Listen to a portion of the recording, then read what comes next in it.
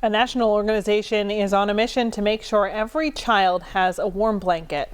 And every year, members of the Lycoming Law Association collect homemade blankets and donate them to Project Linus. Newswatch 16's Mackenzie Aucker finds out how you can help share the warmth.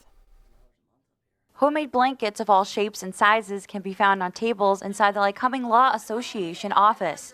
The blankets are for Project Linus, a national organization that provides handmade blankets for children in need. Every spring, the Lycoming Law Association Young Lawyers Division collects blanket donations for the nonprofit's local chapter.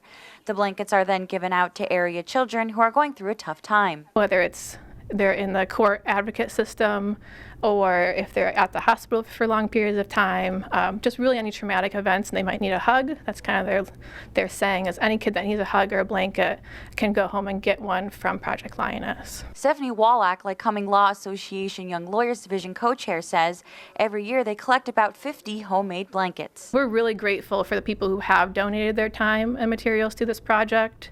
They're happy to have us every year when they come back. They say, we're so happy you're doing this again for us.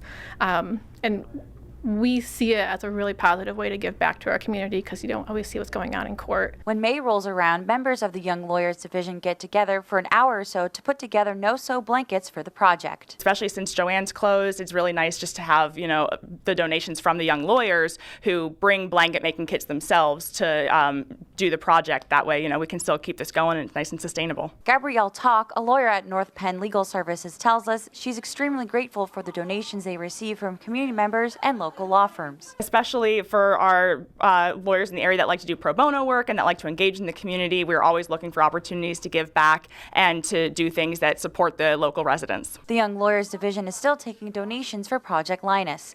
Anyone interested in donating a homemade blanket or materials can do so at the Lycoming Law Association office.